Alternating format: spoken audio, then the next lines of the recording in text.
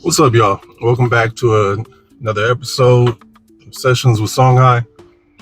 And today, I know I usually make lighthearted content, but today's topic is going to be a little deeper.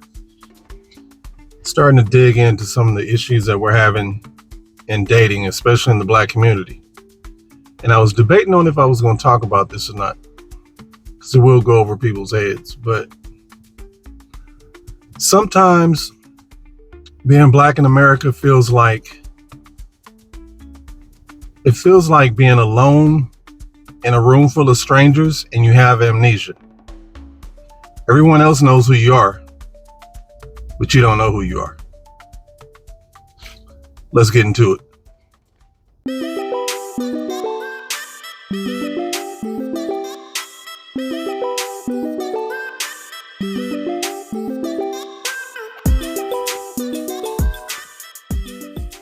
Would not support what I'm talking about. In addition to, I don't think we have to. Let me ask you this then. Let me ask you this so we can move on because we've got to get some phone calls in as well. But let me ask you this then. If in fact a calculation comes to you that you are satisfied with, would you then say, I'm for reparations?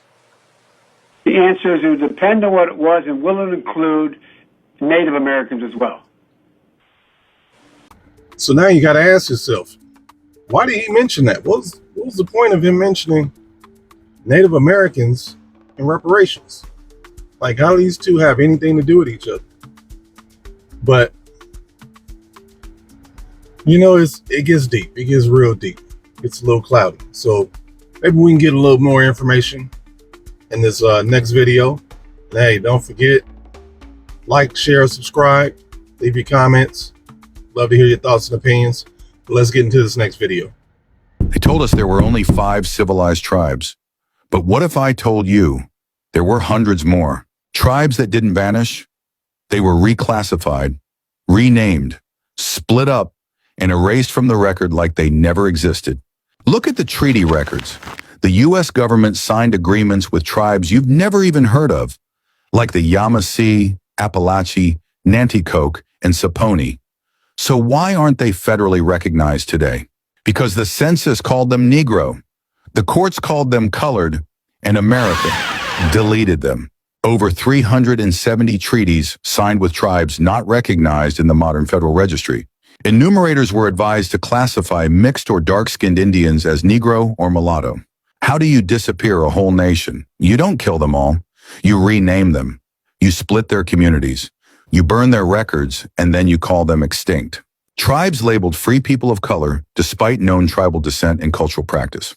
Field agents noted dozens of small bands continuing traditional life under new classifications. This wasn't a few mislabels. This was a national effort, a cover-up, because if the world knew how many indigenous nations were here, and still are, they'd have to give back every inch of stolen land. And you see with that, that's a lot of info packed in all at once. All these treaties, all the names of these different tribes, never mentioned, never talked about.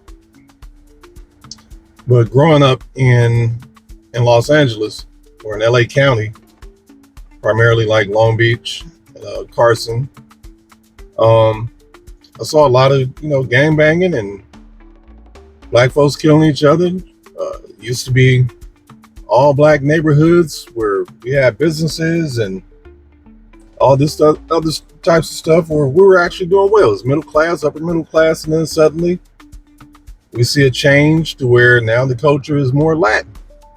Now they own the businesses and the blocks and all this other stuff, and the whole time we didn't know what was going on. And so it's just really interesting to research this information. That's why, even with the Khalifians, I went ahead and researched that myself. And the Khalifians are said to be the first natives of California for sure. So they've been there either hundreds of years or thousands of years. And there used to be a 300 square mile lake in the middle of California called Lake Tulare or Lake Tulare. And so the lake is still there, but it's not even close to the same size. But that lake was said to have had 6 different ports on it until it got dried up by this sharecropper that moved to California named J.G. Boswell. It's in a book. You can go read that book called The King of Cali. But anyway, just want to deep dive more into this because now we have all these different names that we call ourselves, and whether it's FBA, African American, Black, this, that, and the third, we have no idea. So let's check out this next video. Let's get into this if we get a few more answers. Stop worshiping men and women and put that energy back into yourself and raise your family up. Bang, bang, receipt gang. We are not black. We are foundational Americans with verifiable sources. My people, we are not black. We are not a color. We are not a label. And we are not a legal identity. The word black may describe a shade, but in the language of law, black means something else entirely. In Black's Law Dictionary, 4th edition, page 389, the phrase civiliter mortuus is defined as civilly dead, dead in the view of the law, the condition of one who has lost his civil rights and capacities and is accounted dead in law. This is what black means in legal terms. It's not empowering, it's erasure. When you call yourself black, you're claiming a status with no nation, no standing, and no lawful recognition. You become, by legal definition, a stateless person. And the United Nations Convention on Stateless Persons, 1954, confirms this. A stateless person is someone not considered as a national by any state under the operation of its law. That means no rights under international law, no protections, no claim to reparations, land, or legacy. But we were never stateless. We were never without a nation. We are the foundational Americans, the people who were here before 1492. We are the Aboriginals, the copper-colored races spoken of in the first American dictionary. Look it up for yourself in Noah Webster's 1828 Dictionary of the American Language under the word American.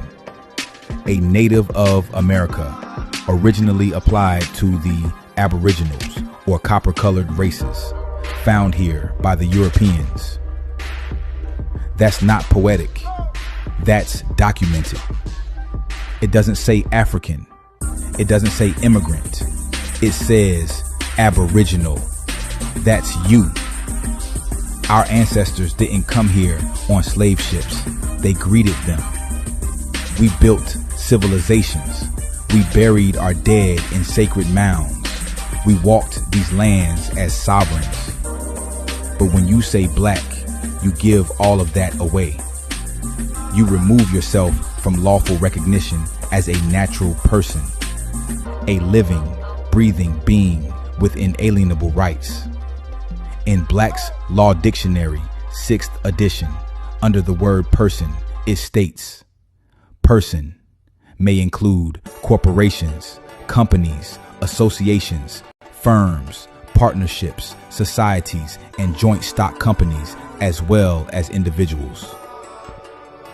This is how they turned you into a legal fiction, a corporate entity, not a living soul. And that's why we say, retire the term black. Reclaim your true identity.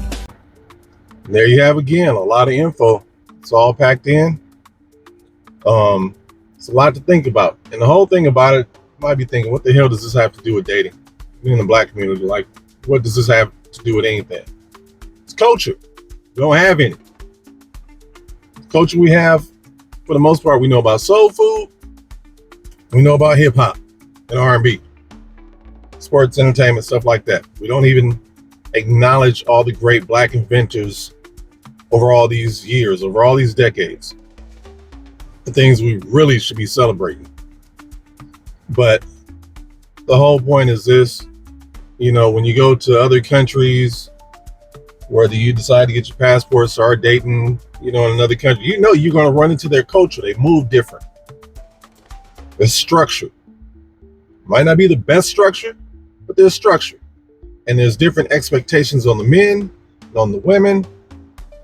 Everyone knows what they can and can't do, should or shouldn't do, things like that. And so that's the point of this.